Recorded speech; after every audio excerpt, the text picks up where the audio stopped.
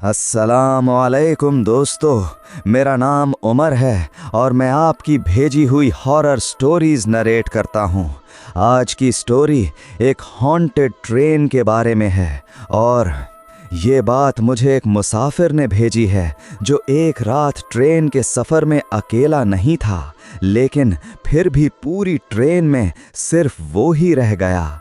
उसने बताया कि रात के गहरे अंधेरे में जब उसकी आंख खुली तो ना कोई आवाज़ थी, ना कोई मुसाफिर, सिर्फ एक चलती हुई ट्रेन और बाहर ऐसा अंधेरा जो नॉर्मल रात जैसा नहीं था। और फिर एक पल के लिए उसने खिड़की के बाहर एक चेहरा देखा जो उसका नहीं था मगर उसे देख रहा था।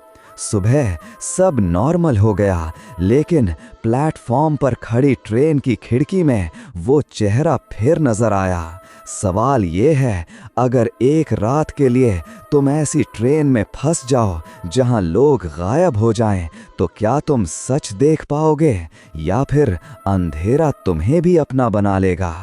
ये बात मैंने पहले कभी किसी को नहीं बताई, क्योंकि जो लोग सुनते हैं वो या तो यकीन नहीं करते या फिर वो इतना यकीन करते हैं कि उनकी आंखें बदल जाती हैं, और मैं नहीं चाहता कि किसी की आंखें इस तरह बदलें जिस तरह मेरी बदली थी उस रात के बाद। लेकिन आज लिख रहा हूँ क्योंकि जो चीज़ अंदर दबाई हो वो बाहर नहीं निकाले तो आदमी अंदर से खाली हो जाता है, और मैं काफ़ी अरसे से खाली हूँ तो अब लिखना ज़रूरी लग रहा है। बात तब की है जब मैं अपनी नानी के घर से वापस आ रहा था।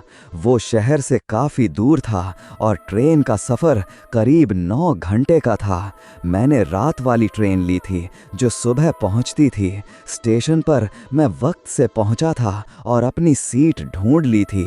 जनरल कंपार्टमेंट नहीं था मेरा, स्लीपर क्लास था और बर्थ लोअर थी, तो मैंने अपना सामान रख के थोड़ा कंफर्टेबल हो लिया था। ट्रेन छूटने से पहले जो लोग थे वो कुछ ज़्यादा नहीं थे। मौसम ठंडा था और काफ़ी जगहें खाली थीं। मेरे सामने वाली बर्थ पर एक बूढ़ा आदमी था जो पलंग पे लेट के कोई पुरानी मैगज़ीन पढ़ने की कोशिश कर रहा था, और ऊपर की बर्थ पे कोई था जो पहले से लेट चुका था और जिसके बारे में मैं कुछ नहीं जानता था। कंपार्टमेंट के बाकी हिस्सों में भी कुछ लोग थे, लेकिन ज़्यादा नहीं। ट्रेन छूट गई अपने वक्त पर और कुछ देर बाद जो कंपार्टमेंट की आवाज़ें थीं वो ख़त्म हो गईं और लोग अपनी अपनी जगह सेटल हो गए। खिड़की से बाहर देखने पर अंधेरा था और दूर दूर छोटी छोटी रोशनियां थीं जो तेज़ी से पीछे चली जाती थीं। मैंने एक बार चाय ली जब पेंट्री वाला आया, और फिर मैंने भी लेटने की कोशिश की। नींद आ गई कुछ देर में और मैं सो गया। अब यहाँ से वो हिस्सा शुरू होता है जिस पर मैं कुछ देर रुकना चाहता हूँ, क्योंकि इस हिस्से को ठीक से बयान करना ज़रूरी है, वरना बाकी सब बेकार हो जाता है। नहीं जानता ठीक कितने बजे की बात है, लेकिन रात का गहरा वक्त था जब मेरी आंख खुली। कोई आवाज़ नहीं थी जो मैंने मुझे जगाया, लेकिन मैं जाग गया था, एकदम से जाग गया था। वो वाली नींद से जो तद होती है जब कोई चीज़ होती है जो नींद तोड़ती है, लेकिन वो चीज़ सुनने में नहीं आती। मैंने एक पल लेट के रहता रहा और छत को देखता रहा। फिर मुझे एहसास हुआ कि ट्रेन की रफ्तार कुछ अलग है। मतलब ट्रेन चल रही थी, लेकिन उसकी रफ्तार रेगुलर नहीं थी। वो थोड़ी तेज़ थी, ठीक नहीं, तेज़ नहीं, अलग थी। जैसे ट्रेन के नीचे की पगडंडी की आवाज़ में एक अजीब रिदम आ गई थी जो नॉर्मल नहीं थी। मैं उठ के बैठा और खिड़की से बाहर देखा, और जो दिखा वो अजीब था। बाहर बिल्कुल अंधेरा था, मतलब सिर्फ रात वाला अंधेरा नहीं था। शहर के बाहरी इलाके में भी दूर कभी कभी कोई मकान नज़र आता है, कोई बिजली का खंभा नज़र आता है, कोई चिराग नज़र आता है, लेकिन बाहर सिर्फ अंधेरा था, सीधा काला, जैसे ट्रेन अंधेरों के अंदर से गुजर रही हो जो सॉलिड हो। वो अंधेरा सिर्फ रात नहीं था, कुछ और था। मैंने आंखें अच्छी तरह खोलीं और फिर से देखा, और कुछ वक्त तक देखता रहा और कुछ नहीं दिखा, सिर्फ वो काला पर्दा। मैंने सोचा शायद किसी पहाड़ के अंदर से गुजर रहे हैं और टनल है, लेकिन टनल में तो ट्रेन की आवाज़ अलग होती है और आवाज़ नहीं थी। फिर मैंने कंपार्टमेंट के अंदर नज़र घुराई। बूढ़ा आदमी नहीं था, मतलब उसकी बर्थ खाली थी, एकदम खाली। ना वो था, ना उसका बिस्तर, ना उसकी पुरानी मैगज़ीन, जैसे वो किसी वक्त वहाँ था ही नहीं। मैंने ऊपर की बर्थ की तरफ देखा, जहाँ कोई लेट के था वहाँ भी कोई नहीं था। मैं एकदम से खड़ा हुआ और कंपार्टमेंट में आगे बढ़ के देखा, और जो देखा वो मुझे आज भी रात को याद आता है। पूरा कंपार्टमेंट खाली था, एक भी इंसान नहीं था, ना मेरे तरफ, ना आगे, ना पीछे, सीधा खाली, जैसे ट्रेन में मैं अकेला मुसाफिर था। मैंने कंपार्टमेंट की दोनों खिड़कियां देखीं, अंधेरा। अगले कंपार्टमेंट की तरफ गया तो वहां भी खाली। एक और आगे गया, वहां भी खाली। मैंने सोचा कि शायद वो सब दूसरी तरफ सोए हैं या खाने पीने गए हैं, लेकिन रात के इस वक्त में ये बात मुझे खुद भी सच नहीं लगी। मैं स्टेशन वाली जगह की तरफ आया जहां बाथरूम है, और वहां भी कोई नहीं था। पूरी ट्रेन में सिर्फ मैं था।